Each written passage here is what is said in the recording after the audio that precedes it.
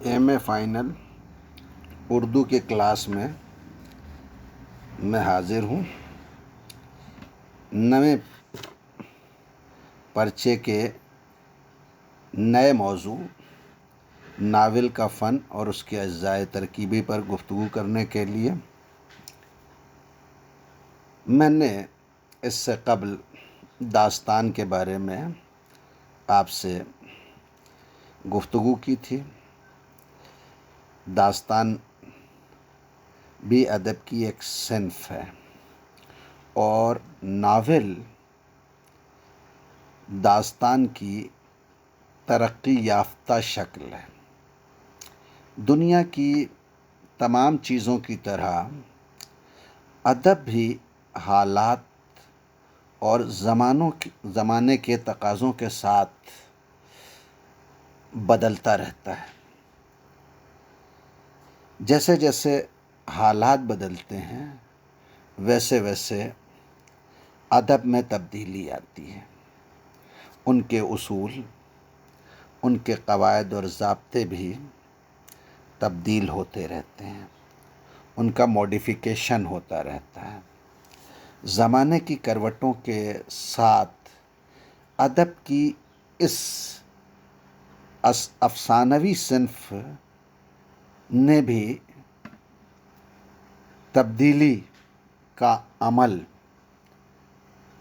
اختیار کیا اور فکشن نے کئی روپ بدل ڈالے۔ داستان سے ناول، ناول سے افسانہ، افسانے سے مختصر افسانہ اور اب افسانچے تک اس فکشن کا سفر پہنچ چکا ہے۔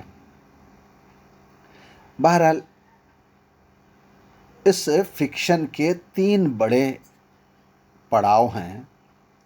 پہلے کا نام داستان، دوسرا ناول اور تیسرا افسانہ۔ آپ کے نصاب میں ناول، افسانہ، داستان تینوں داخل ہیں۔ داستان ہو، ناول ہو، افسانہ ہو، ان تینوں میں ایک خصوصیت مشترک ہے، کامن ہے، اور وہ ہے قصے کی پیشکش کا انداز۔ قصہ یا کہانی کی پیشکش کا انداز چاہے داستان ہو، چاہے ناول ہو، چاہے افسانہ ہو، تینوں میں ایسا ہونا چاہیے کہ قاری کی توجہ اس پر جمی رہے۔ ہر لمحہ وہ یہ سننے کے لیے بے قرار رہے، جاننے کے لیے بے قرار رہے کہ اس کہانی میں آگے کیا ہوا، اس قصے میں آگے کیا ہوا، اور کیا ہونے والا ہے اس قصے میں، یہ جاننے کے لیے اس کی بے چینی، بے قراری ہر پل بڑھتی جائے۔ یہ چاہے داستان ہو، چاہے ناول ہو، چاہے افسانہ ہو، اس کے لیے بہت ضروری ہے۔ داستان میں اصل میں قصے میں قصہ جوڑ کے اس کو طول دیا جاتا تھا۔ یہ قصے میں قصہ اس لیے جو ہے وہ جوڑا جاتا تھا کہ اس زمانے کا تقاضا یہی تھا، لوگوں کے پاس فرصت تھی، وقت گزاری کے لیے بہترین مشغلہ تھا۔ نتیجہ یہ ہے کہ اس فرصت کے وقت میں عقل کو دنگ کر دینے والے، حیران کر دینے والے واقعات کو سننے اور سنانے کا عمل رائج تھا، اور یہ واقعات اس طرح جو ہے وہ ترتیب دیے جاتے کہ اس میں کچھ سپر نیچرل ایلیمنٹ، غیر فطری عناصر بھی داخل ہو جاتے اور ان کے ذریعے قاری یا سامع کو اپنی گرفت میں لینے کی کوشش کی جاتی۔ پھر انسان ذرا مصروف ہوا، ایسا وقت انسان کی زندگی میں آیا جب طوالت اور حیران کر دینے والے واقعات کو انسان نے چھوڑ دیا، ترک کر دیا، اور خیالی دنیا سے باہر نکل کے حقیقت کی دنیا میں اس نے سفر کرنا شروع کیا، اور خیالی واقعات کو چھوڑ کر حقیقی زندگی کی مرقع کشی پر توجہ دی گئی، اور اسی عمل کے نتیجے میں ناول کا جنم ہوا۔ ناول انگریزی زبان کا لفظ ہے، اور یہ صنف ہمارے اردو ادب میں انگریزی کے اثر سے آئی ہے۔ اس صنف کی جامع اور معنی تعریف ممکن نہیں ہے۔ مختلف تعریفیں آپ کو ناول کی ملیں گی۔ مثلاً یہ ایک ایسا صنعتی قصہ ہے جس میں صنعتی عہد کے پس منظر میں فرد اور سماج کی کشمکش دکھائی گئی ہو۔ ایسا قصہ جس میں صنعتی عہد کے پس منظر میں فرد اور سماج کی کشمکش دکھائی گئی ہو۔ یہ تعریف جو میں نے آپ کے سامنے پیش کی، یورپ کے ناولوں پر تو صادق آتی ہے، لیکن اردو ناولوں پر یہ تعریف پوری طرح صادق نہیں آتی۔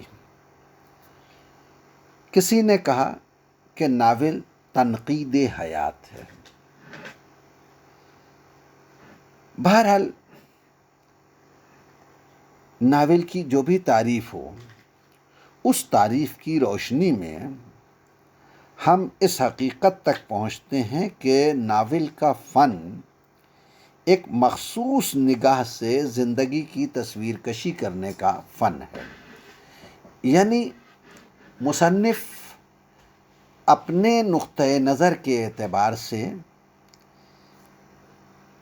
اپنے عہد کی زندگی یا اپنے عہد سے قبل کی زندگی یا اپنے عہد کے بعد آنے والی زندگی کی تصویر کشی کرتا ہے۔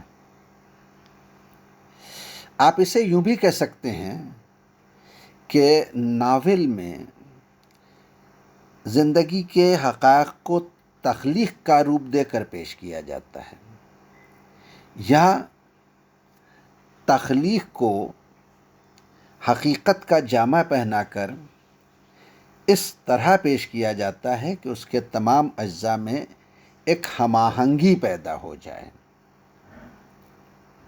فن کے اعتبار سے ناول کے عموماً 4 جز بیان کیے گئے ہیں: پلاٹ، کردار، مکالمہ اور مناظر۔ یہ ناول کے وہ اجزاء ہیں جو انتہائی اہم ہیں۔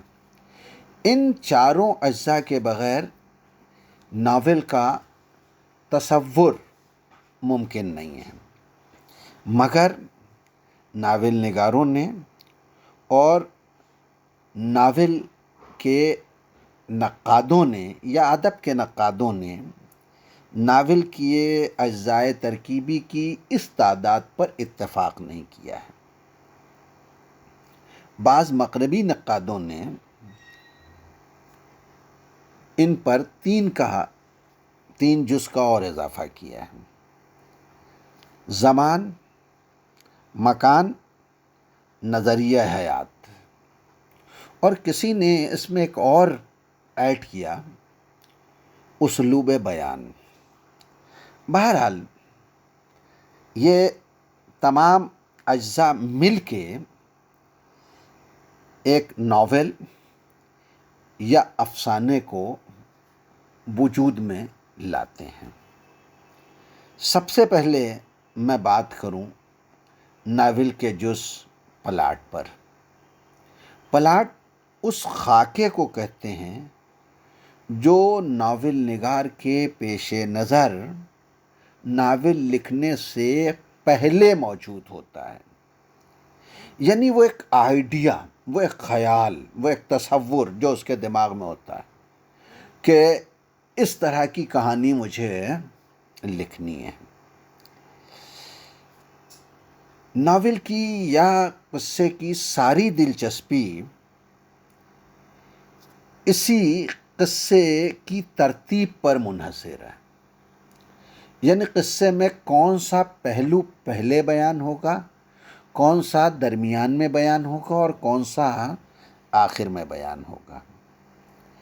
قصہ لکھنے والے کو، ناول لکھنے والے کو یہ بخوبی علم ہونا چاہیے کہ وہ قصے کو کہاں سے شروع کرے گا، کس طرح شروع کرے گا، اور پھر اس قصے میں قاری یا سامع کا انٹرسٹ کس طرح پیدا کرے گا اور اس کی دلچسپی میں کس طرح اضافہ کرے گا. یہ ضروری ہے. اس دلچسپی میں اتار چڑھاؤ کب پیدا کرنے ہیں، کہاں پیدا کرنے ہیں، کیسے پیدا کرنے ہیں، یہ سب اس کے ذہن میں اور اس کے خیال میں ہونا چاہیے. رومانی ناولوں میں قصے کی دلچسپی کو برقرار رکھنے کے لیے طرح طرح کے جو ہے وہ الجھاؤ پیدا کیے جاتے ہیں جسے قاری جھوٹ سمجھتا ہے اور غلط سمجھتا ہے، پھر بھی اس کی دلچسپی جو ہے وہ کم نہیں ہوتی.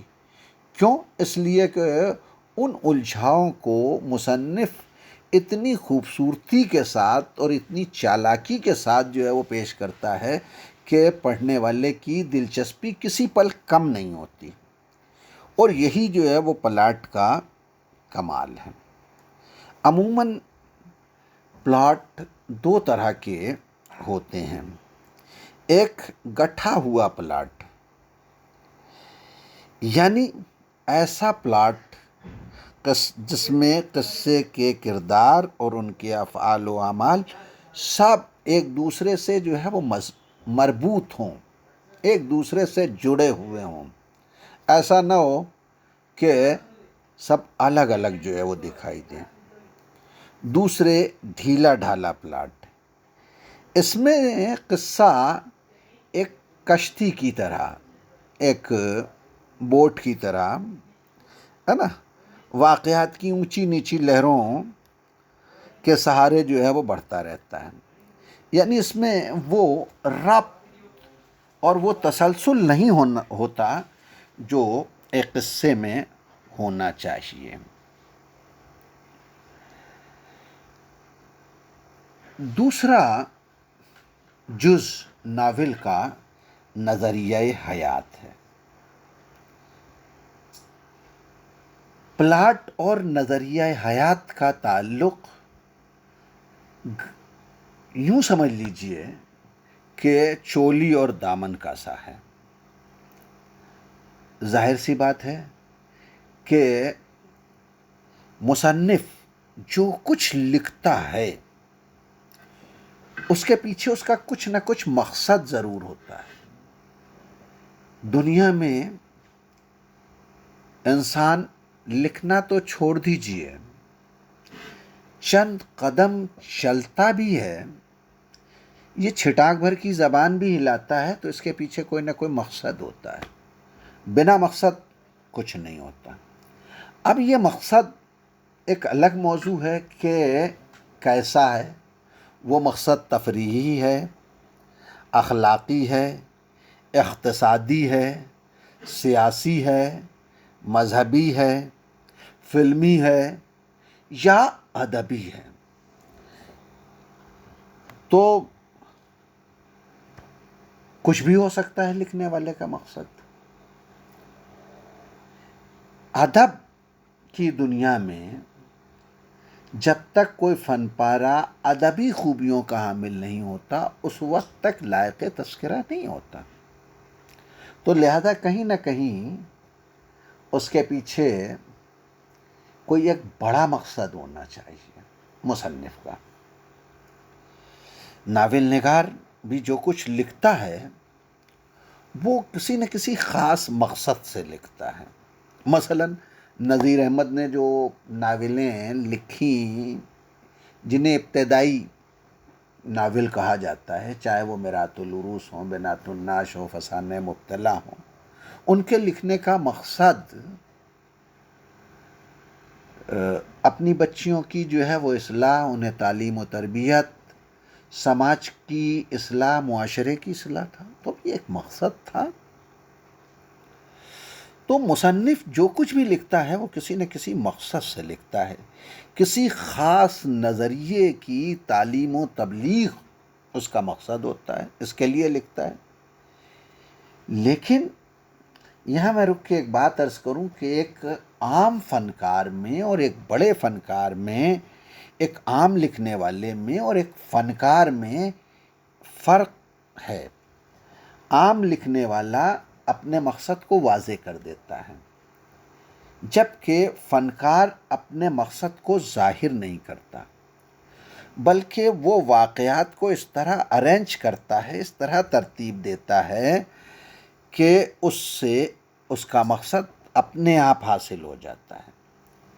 آپ یوں بھی کہہ سکتے ہیں کہ وہ باتوں باتوں میں قاری کو جو ہے وہ لگا کے اپنے مقصد تک لے آتا ہے۔